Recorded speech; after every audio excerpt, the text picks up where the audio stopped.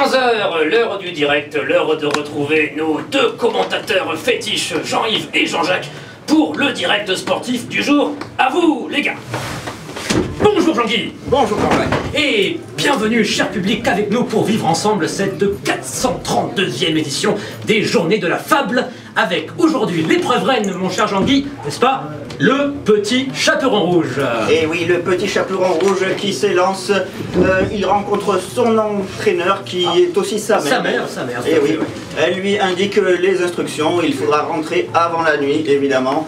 Et on la voit qui s'élance le long du petit chemin, elle passe le pont au-dessus de la gargoule et elle sort à la lisière nord-est de la forêt. Très très bonne entrée en matière pour Rouge, et ça y est, l'épreuve commence. Rouge est entrée dans le bois, elle doit donc atteindre la maison de Mère Grande dans les plus brefs délais. On peut voir qu'elle a choisi un ensemble Hello Kitty rouge satiné, n'est-ce pas?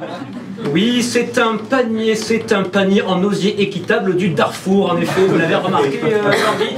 Et à l'intérieur, on trouve le petit pot de beurre et le petit pot de confiture réglementaire, designé, faut-il le rappeler, par Philippe Stark. Oui, Panier, nous devrions quand même le rappeler, qui, l'an dernier, lors du contrôle antidopage, avait révélé des traces de PO. C'est exact, Jean-Guy, une sale histoire, hein, ce qu'on ne veut plus voir dans cette discipline, mais ça ne doit pas occulter ce pourquoi nous sommes là ce soir, mon cher Jean-Guy. Le sport, rien que le sport. Le sport, voilà. Alors que nous voyons Rouge qui s'avance sur un chemin balisé, une sorte de GR, et il n'y a pas vraiment beaucoup d'obstacles sur ce chemin, elle avance tranquillement, et il y a quelques randonneurs qui la bousculent, ce n'est pas très sympa. Pas très fair-play, non. Mais bon, c'est comme ça. Alors elle avance et elle aperçoit des écureuils assez sympathiques, qui lui donnent des noisettes. Merci les écureuils, c'est sympa, c'est fair-play. Pierre de Coubertin aurait apprécié. J'avoue. Alors que je vois à l'instant, regardez, une silhouette s'approche en sens contraire de Rouge. Qu'est-ce que ça peut bien être?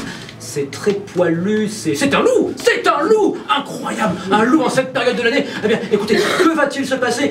En plus, la pauvre Rouge a pas l'air très sûre d'elle. Regardez, on dirait qu'elle cherche son chemin. Peut-être un problème de GPS mal calibré, hein, Jean-Guy. Hein. On le dit toujours, hein, très important le choix du GPS. Mais que pourrait faire? Le loup pourrait bien tirer parti de cette situation. Vous savez, rappelez-vous, l'épreuve américaine en 1986. Le loup de l'époque avait totalement désorienté le chaperon rouge en l'envoyant se perdre dans les ghettos du Bronx. Ah, elle avait mal fini, la pauvre. Hein. La presse s'était fait les choux gras de la cure de désintox qui s'en est suivie, ainsi que des problèmes de délinquance. Mais bon, là, nous rentrons dans un domaine qui n'est pas de notre ressort, bien sûr. Hein. Cela ne nous regarde pas. Nous ne parlerons pas non plus de la cure, évidemment, et de la prostitution. Oula. La prostitution où elle avait été retrouvée sur les trottoirs de Manille, dans un état lamentable. Ne nous regarde pas, non, le sport, rien que le sport.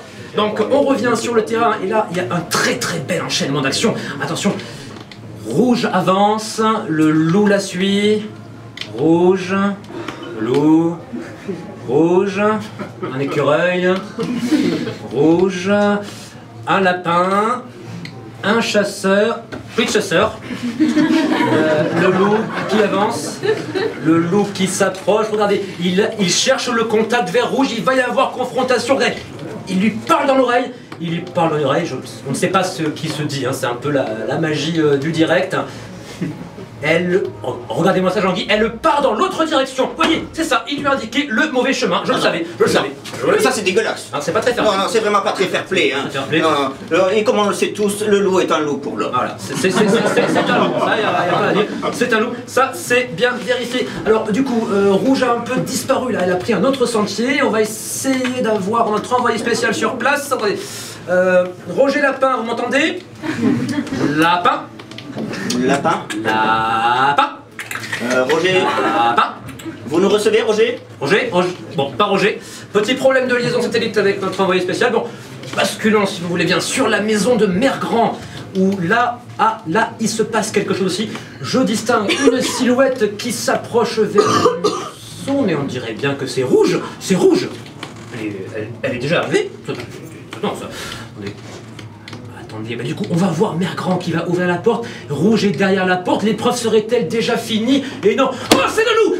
Ce n'est pas le chaperon rouge! Oh, quelle magnifique stratégie de déguisement! Il est très très fort, ce loup! Et regardez, Mercran a une bombe lacrymo. Oh, le loup est aveuglé, il titube, il ne sait plus où marcher. Mais il réplique en mettant un grand coup de patte dans la gueule de la mamie. Le dentier vole à travers la chaumière. Mamie est obligée de s'enfuir car le loup bloque le passage principal. Elle court à travers la maison. Elle jette plein d'objets dans tous les sens pour ralentir le passage du loup. Elle jette des assiettes qui volent dans tous les sens et s'écrasent en mille morceaux contre le mur. Oh, quand même une si belle porcelaine, Jean-Guy, c'est dommage. Hein. C'est affreux, ce n'est pas parce qu'on est menacé de mort qu'on doit faire n'importe quoi avec ses affaires. Tout à fait, Une porcelaine comme ça de Limoges.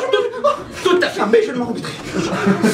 Jean-Guy, vos fiches, calmez-vous. En effet, c'est pas très sport de la part du loup, mais une très belle action. Dans le couloir, à l'instant, le loup était sur le tapis. Mamie a soulevé le tapis et dans l'onde de choc, le loup est tombé. Je crois que c'est le fémur. Hein. Aïe. Ah, le fémur. Où c'est mauvais ça? Le loup, rappelons-nous-le. Effectivement, le loup avait, lors de l'épreuve de l'an dernier, le Gévaudan. Le Gévaudan, oui. Du Gévaudan. Et il s'était fait une hernie discale.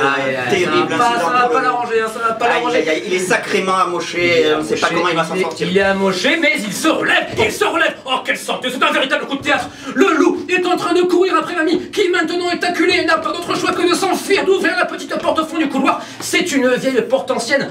Oui, une vieille porte du XVIe siècle avec une bobinette et une chevillette. Si mamie tire la bobinette, la chevillette chéra, elle tire la bobinette et ça ne choit pas, et voilà, et maintenant mamie va mourir, c'est quand même dommage.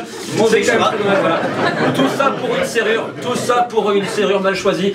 Et voici que, regardez, son prédateur s'avance tout gros dehors, il n'est plus qu'à quelques centimètres, et c'est le corps à corps, ça y est, ah mon Dieu,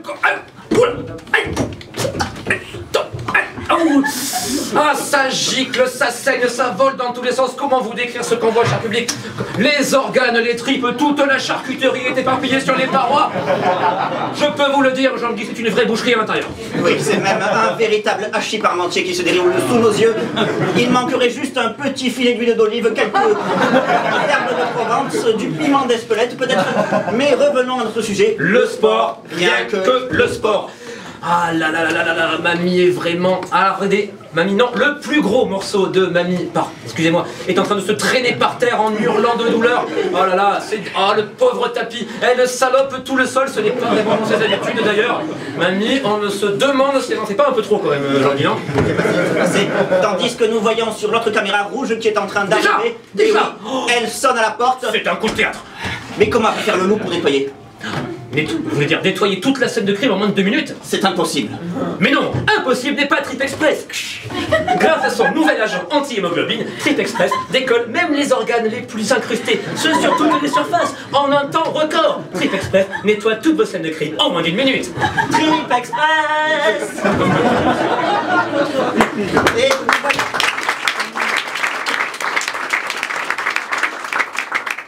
que se prépare sous nos yeux un nouveau coup de théâtre. Rouge entre dans la chambre. Ah, elle est entrée quand même. Et elle aperçoit Mère Grand. Mère Grand? Comment se passe? Et Mère Grand s'est fait dépecer il y a 1 minute, je comprends pas. Oui, cela ne se peut pas, elle s'est fait dépecer. Et pourtant elle est dans le lit, elle l'appelle, c'est un vrai coup de théâtre. Mais attendez, regardez ses yeux, regardez ses oreilles, regardez-moi ses dents. Mais c'est pas Mère Grand, c'est le loup! Oh, quel coup de théâtre! C'est incroyable! Le loup est démasqué, non? Et oui, il est démasqué. Et Rouge, lui, s'élance et lui envoie un énorme coup de tatane dans sa gueule. Très belle action du chaperon rouge qui a manifestement fait du kung-fu pendant les séances d'entraînement. Regardez-moi ça, ce combo left kick, side kick, Nesquik, gros quick. Et c'est le goût de la défaite pour le loup. Regardez-le, il est complètement sonné. Il est à terre. Et tandis que Rouge a le dos tourné. 3, 4, 5, il se relève, c'est absolument incroyable, je n'ai jamais vu ça de toute ma carrière de commentateur sportif. Et oui, il s'est relevé, et le loup lance un énorme pot de confiture qu'il lui envoie avec un énorme coup de pied qui... Oh, bam, dans sa face. Quel scud. Oh là, un pot de confiture entre les 2 yeux directs de Rouge, ça fait mal ça. Ça fait mal, et surtout les petits morceaux de verre. Ah, elle s'est fait tartiner la gueule la petite, hein, Ah oui, elle a vraiment pas de peau, si vous me permettez ce petit jeu de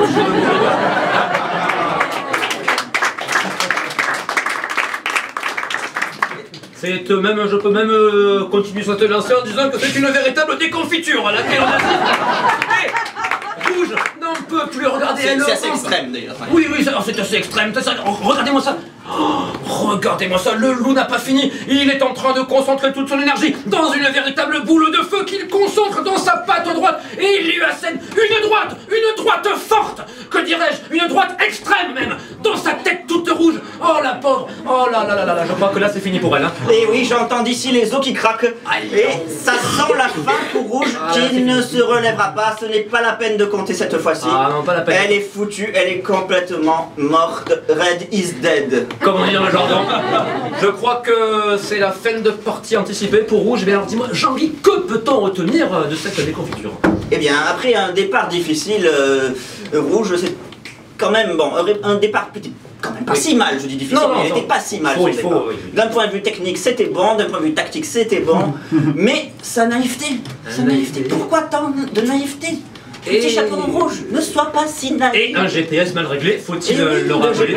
Attention au GPS, les enfants. Très mauvais choix, très mauvais choix. Prenez des cartes, les cartes ça marche. Bon, enfin. Que peut-on dire finalement? Que peut-on conseiller, je dirais, à notre public face à cette problématique, donc de les nourrir ses grands-parents? Eh oui, cher public, vos grands-parents sont isolés, ils vivent seuls dans la forêt et ils se nourrissent mal. C'est un problème récurrent chez les grands-parents. Mais il faut donc leur proposer des repas équilibrés. Nous avons la solution. Une équipe de livreurs avec des combinaisons anti-loup s'amène 24 heures sur 24 chez vos grands-parents et leur apporte un bon repas. Offre soumise à condition pour votre santé, éviter les aliments gras, salés et sucrés. Eh bien, je crois, mon cher Jean-Guy, que nous pouvons rendre l'antenne sur ce coup de théâtre supplémentaire, n'est-ce pas?